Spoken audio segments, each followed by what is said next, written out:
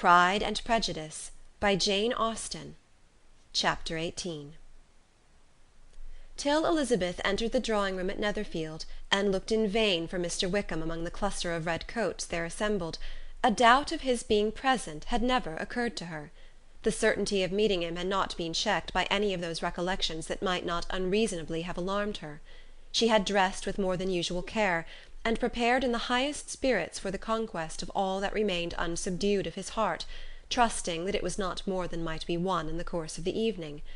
But in an instant rose the dreadful suspicion of his being purposely omitted for Mr. Darcy's pleasure in the Bingleys' invitation to the officers, and though this was not exactly the case, the absolute fact of his absence was pronounced by his friend Denny, to whom Lydia eagerly applied, and who told them that Wickham had been obliged to go to town on business the day before, and was not yet returned; adding, with a significant smile, "I do not imagine his business would have called him away just now, if he had not wanted to avoid a certain gentleman here."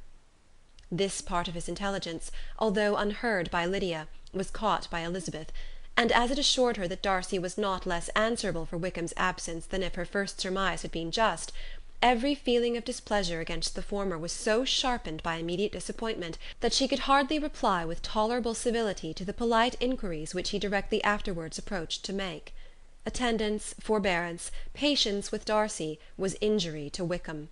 She was resolved against any sort of conversation with him, and turned away with a degree of ill humour which she could not wholly surmount even in speaking to Mr. Bingley, whose blind partiality provoked her. But Elizabeth was not formed for ill humour, and though every prospect of her own was destroyed for the evening, it could not long dwell on her spirits, and having told all her griefs to Charlotte Lucas, whom she had not seen for a week, she was soon able to make a voluntary transition to the oddities of her cousin, and to point him out to her particular notice. The first two dances, however, brought a return of distress. They were dances of mortification. Mr. Collins, awkward and solemn, apologizing instead of attending, and often moving wrong without being aware of it, gave her all the shame and misery which a disagreeable partner for a couple of dances can give. The moment of her release from him was ecstasy. She danced next with an officer, and had the refreshment of talking of Wickham, and of hearing that he was universally liked. When those dances were over, she returned to Charlotte Lucas, and was in conversation with her, when she found herself suddenly addressed by Mr. Darcy, who took her so much by surprise in his application for her hand, that, without knowing what she did, she accepted him. He walked away again immediately, and she was left to fret over her own want of presence of mind. Charlotte tried to console her. "I dare say you will find him very agreeable." "Heaven forbid! That would be the greatest misfortune of all.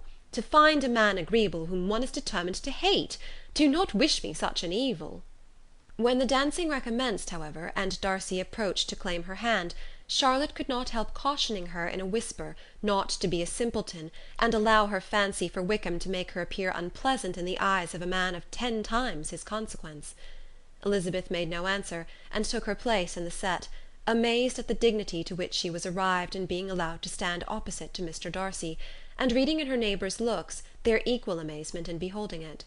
They stood for some time without speaking a word, and she began to imagine that their silence was to last through the 2 dances, and at first she was resolved not to break it, till, suddenly fancying that it would be the greater punishment to her partner to oblige him to talk, she made some slight observation on the dance. He replied, and was again silent. After a pause of some minutes, she addressed him a second time with, "It is your turn to say something now, Mr. Darcy.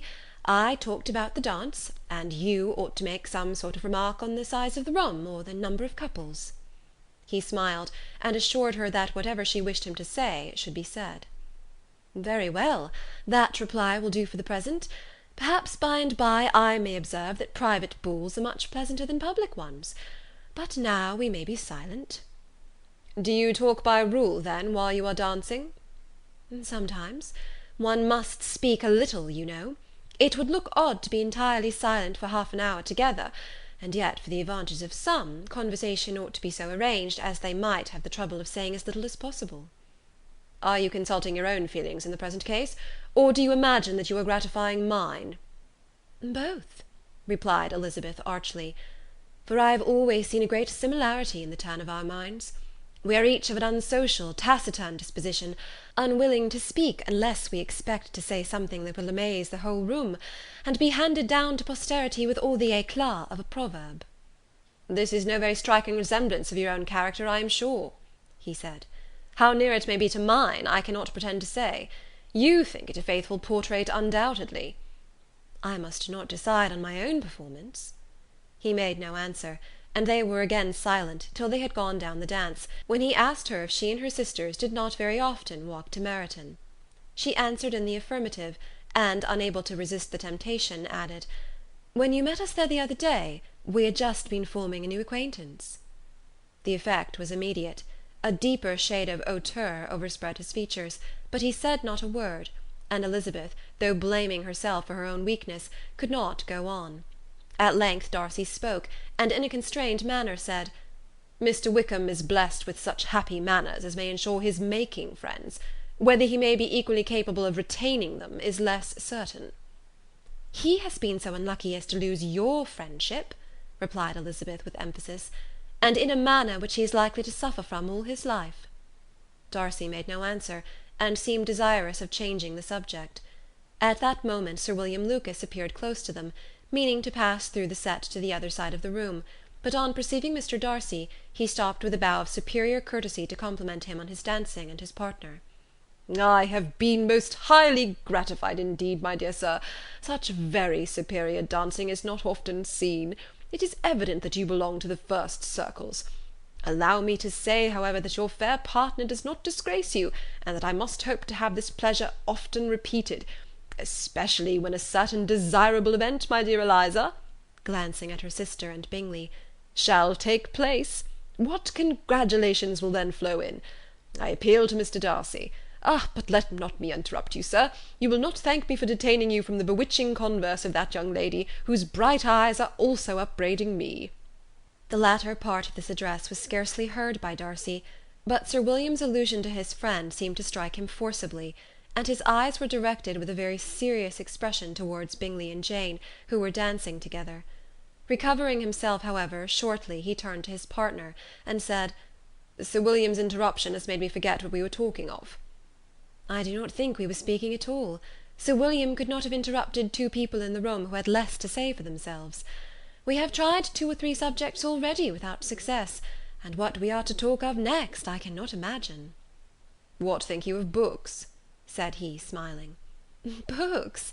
Oh, no. I am sure we never read the same, or not with the same feelings." "I am sorry you think so. But if that be the case, there can at least be no want of subject. We may compare our different opinions." "No, I cannot talk of books in a ball-room. My head is always full of something else." "The present always occupies you in such scenes, does it?" said he, with a look of doubt. "Yes, always," she replied, without knowing what she said, for her thoughts had wandered far from the subject, as soon afterwards appeared by her suddenly exclaiming, "I remember hearing you once say, Mr. Darcy, that you hardly ever forgave; that your resentment, once created, was unappeasable. You are very cautious, I suppose, as to its being created?" "I am," said he, with a firm voice. "And never allow yourself to be blinded by prejudice?" "I hope not." "It is particularly incumbent on those who never change their opinion, to be secure of judging properly at first."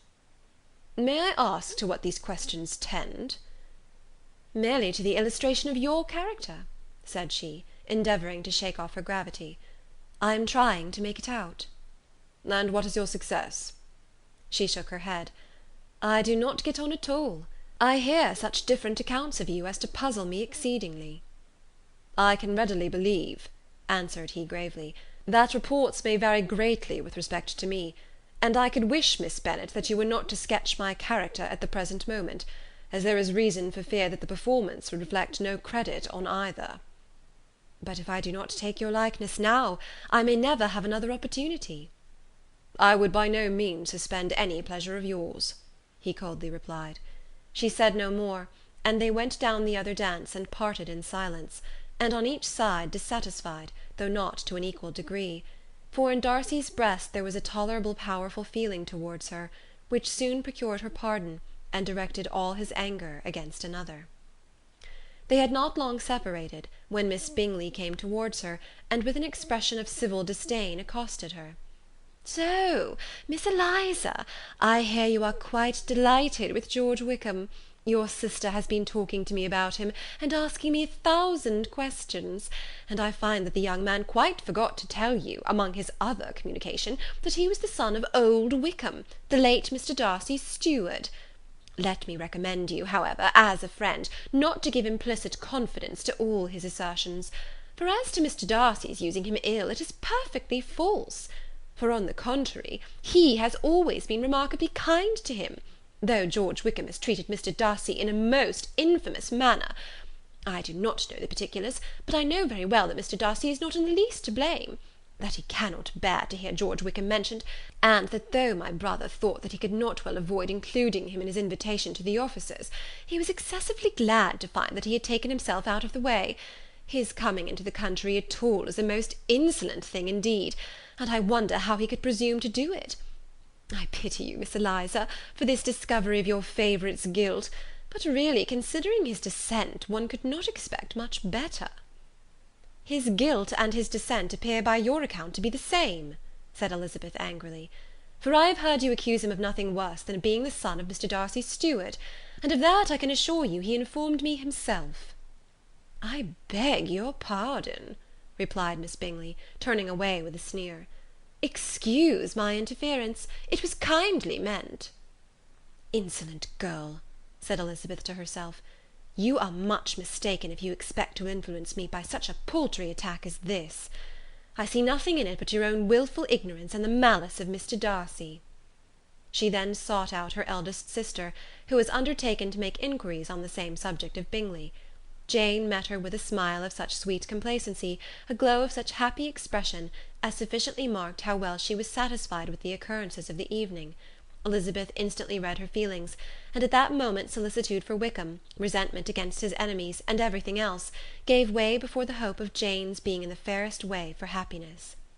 "I want to know," said she, with a countenance no less smiling than her sister's, "what you have learnt about Mr. Wickham. But perhaps you have been too pleasantly engaged to think of any third person, in which case you may be sure of my pardon." "No," replied Jane, "I have not forgotten him, but I have nothing unsatisfactory to tell you. Mr. Bingley does not know the whole of his history, and he is quite ignorant of the circumstances which have principally offended Mr. Darcy, but he will vouch for the good conduct, the probity, and honour of his friend, and is perfectly convinced that Mr. Wickham has deserved much less attention from Mr. Darcy than he has received. And I am sorry to say, by his account, as well as his sister's, Mr. Wickham is by no means a respectable young man. I am afraid he has been very imprudent, and has deserved to lose Mr. Darcy's regard." "Mr. Bingley does not know Mr. Wickham himself?" "No, he never saw him till the other morning at Meryton." "This account, then, is what he has received from Mr. Darcy. I am satisfied. But what does he say of the living?" "He does not exactly recollect the circumstances, though he has heard them from Mr. Darcy more than once, but believes that it was left to him conditionally only." "I have not a doubt of Mr. Bingley's sincerity," said Elizabeth warmly, "but you must excuse my not being convinced by assurances only. Mr. Bingley's defence of his friend was a very able one, I dare say, but since he is unacquainted with several parts of the story, and has learnt the rest from that friend himself, I shall venture to still think of both gentlemen as I did before." She then changed the discourse to one more gratifying to each, and on which there could be no difference of sentiment. Elizabeth listened with delight to the happy, though modest hopes which Jane entertained of Mr. Bingley's regard, and said all in her power to heighten her confidence in it. On their being joined by Mr. Bingley himself, Elizabeth withdrew to Miss Lucas, to whose inquiry after the pleasantness of her last partner she had scarcely replied, before Mr. Collins came up to them, and told her with great exultation that he had just been so fortunate as to make a most important discovery. "I have found out," said he, "by a singular accident, that there is now in the room a near relation of my patroness.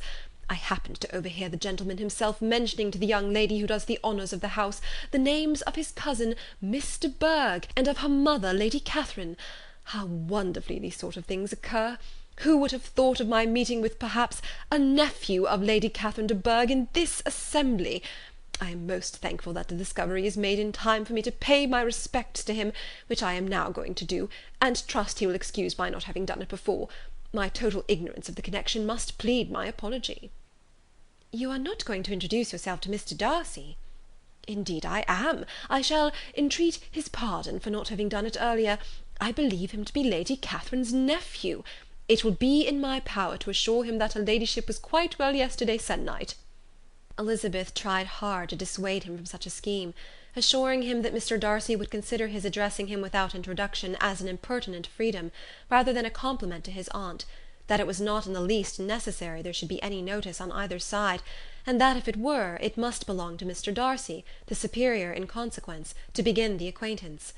Mr. Collins listened to her with the determined air of following his own inclination, and when she ceased speaking, replied thus: "My dear Miss Elizabeth, I have the highest opinion in the world, in your excellent judgment, in all matters within the scope of your understanding, but permit me to say, that there must be a wide difference between the established forms of ceremony amongst the laity, and those which regulate the clergy, for give me leave to observe that I consider the clerical office as equal in point of dignity with the highest rank in the kingdom, providing that a proper humility of behaviour is at the same time maintained.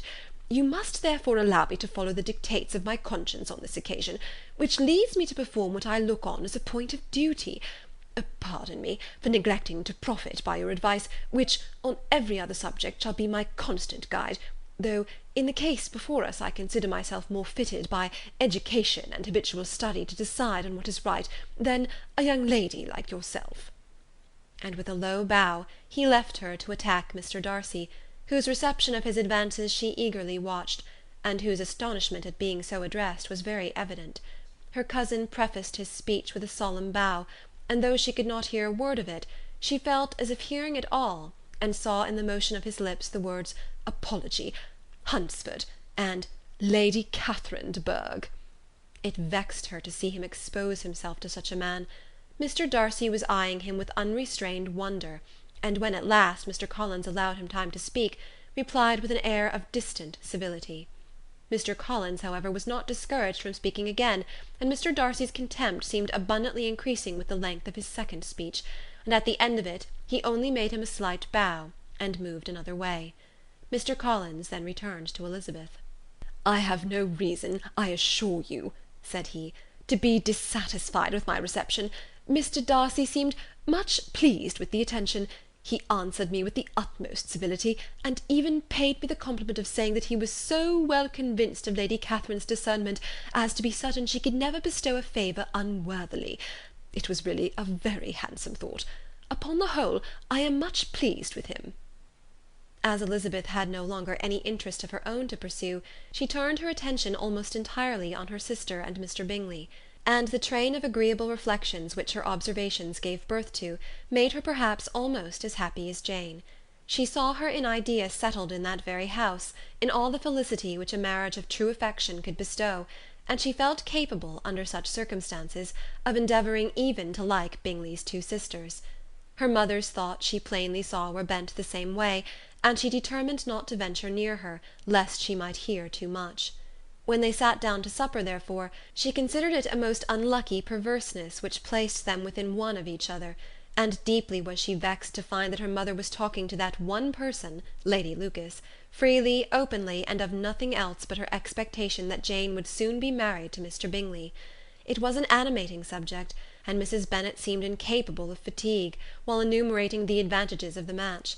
His being such a charming young man, and so rich, and living but 3 miles from them, were the first points of self-gratulation, and then it was such a comfort to think how fond the two sisters were of Jane, and to be certain that they must desire the connection as much as she could do. It was, moreover, such a promising thing for her younger daughters, as Jane's marrying so greatly must throw them in the way of other rich men. And lastly, it was so pleasant at her time of life to be able to consign her single daughters to the care of their sister, that she might not be obliged to go into company more than she liked. It was necessary to make this circumstance a matter of pleasure, because on such occasions it is the etiquette, but no one was less likely than Mrs. Bennet to find comfort in staying home at any period of her life. She concluded with many good wishes that Lady Lucas might soon be equally fortunate, though evidently and triumphantly believing there was no chance of it.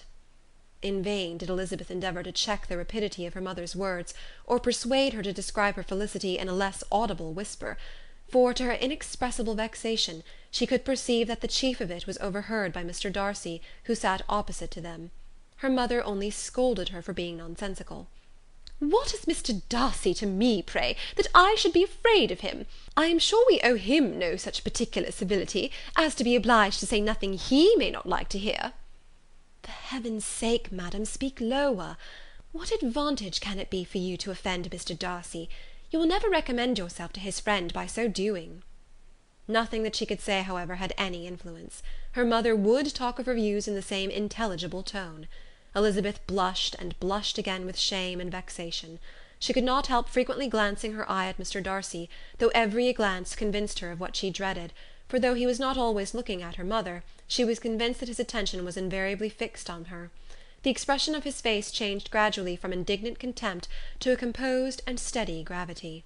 At length, however, Mrs. Bennet had no more to say, and Lady Lucas, who had been long yawning at the repetition of delights which she saw no likelihood of sharing, was left to the comforts of cold ham and chicken.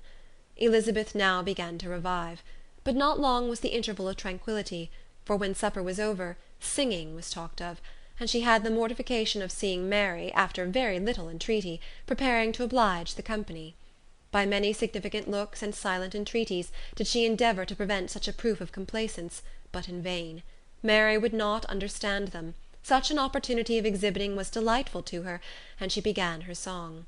Elizabeth's eyes were fixed on her with most painful sensations, and she watched her progress through the several stanzas with an impatience which was very ill rewarded at their close; for Mary, on receiving, amongst the thanks of the table, the hint of a hope that she might be prevailed on to favour them again, after the pause of half a minute, began another. Mary's powers were by no means fitted for such a display; her voice was weak, and her manner affected. Elizabeth was in agonies. She looked at Jane, to see how she bore it, but Jane was very composedly talking to Bingley.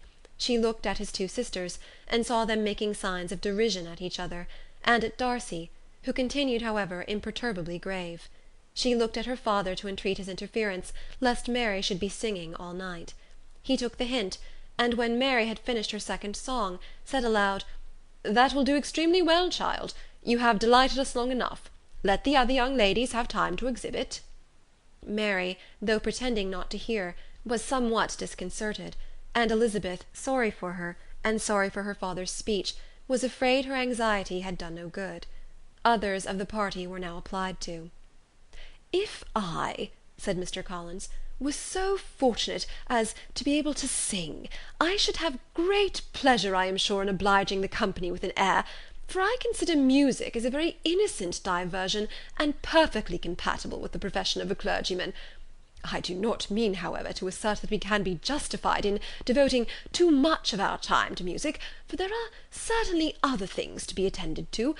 The rector of a parish has much to do. In the first place, he must make such an agreement for tithes as may be beneficial to himself, and not offensive to his patron.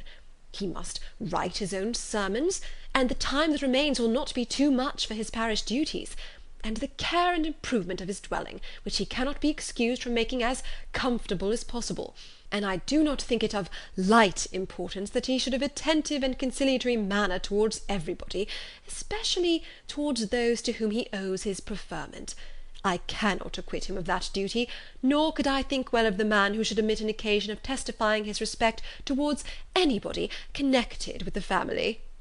And with a bow to Mr. Darcy, he concluded his speech, which had been spoken so loud as to be heard by half the room. Many stared, many smiled, but no one looked more amused than Mr. Bennet himself, while his wife seriously commended Mr. Collins for having spoken so sensibly, and observed in a half whisper to Lady Lucas that he was a remarkably clever, good kind of young man. To Elizabeth it appeared that, had her family made an agreement to expose themselves as much as they could during the evening, it would have been impossible for them to play their parts with more spirit or finer success; and happy did she think it for Bingley and her sister that some of the exhibition had escaped his notice, and that his feelings were not of a sort to be much distressed by the folly which he must have witnessed.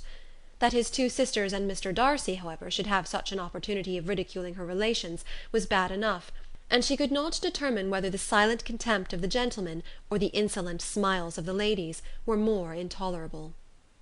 The rest of the evening brought her little amusement. She was teased by Mr. Collins, who continued most perseveringly by her side, and though he could not prevail on her to dance with him again, put it out of her power to dance with others. In vain did she entreat him to stand up with somebody else, and offer to introduce him to any young lady in the room. He assured her that as to dancing he was perfectly indifferent to it, that his chief object was by delicate attentions to recommend himself to her, and that he should therefore make a point of remaining close to her the whole evening. There was no arguing upon such a project. She owed her greatest relief to her friend Miss Lucas, who often joined them, and good-naturedly engaged Mr. Collins' conversation to herself. She was at least free from the offence of Mr. Darcy's further notice. Though often standing within a very short distance of her, quite disengaged, he never came near enough to speak. She felt it to be the probable consequence of her allusions to Mr. Wickham, and rejoiced in it. The Longbourn party were the last of all the company to depart, and by a manoeuvre of Mrs. Bennet had to wait for their carriage a quarter of an hour after everybody else was gone, which gave them time to see how heartily they were wished away by some of the family. Mrs. Hurst and her sister scarcely opened their mouths, except to complain of fatigue, and were evidently impatient to have the house to themselves. They repulsed every attempt of Mrs. Bennet at conversation, and by doing so threw a languor over the whole party, which was very little relieved by the long speeches of Mr. Collins, who was complimenting Mr. Bingley and his sisters on the elegance of their entertainment, and the hospitality and politeness which had marked their behaviour to their guests. Darcy said nothing at all. Mr. Bennet, in equal silence, was enjoying the scene. Mr. Bingley and Jane were standing together, a little detached from the rest, and talked only to each other. Elizabeth preserved as steady a silence as either Mrs. Hurst or Miss Bingley, and even Lydia was too much fatigued to utter more than the occasional exclamation of "Lord, how tired I am!" accompanied by a violent yawn. When at length they arose to take leave, Mrs. Bennet was most pressingly civil in her hope of seeing the whole family soon at Longbourn, and addressed herself especially to Mr. Bingley, to assure him how happy he would make them by eating a family dinner with them at any time, without the ceremony of a formal invitation. Bingley was all grateful pleasure, and he readily engaged for taking the earliest opportunity of waiting on her, after his return from London, whither he was obliged to go the next day for a short time. Mrs. Bennet was perfectly satisfied, and quitted the house under the delightful persuasion that, allowing for the necessary preparation of settlements, new carriages, and wedding clothes, she should undoubtedly see her daughter settled at Netherfield in the course of 3 or 4 months.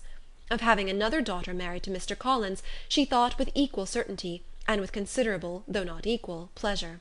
Elizabeth was the least dear to her of all her children, and though the match and the man were quite good enough for her, the worth of each was eclipsed by Mr. Bingley and Netherfield.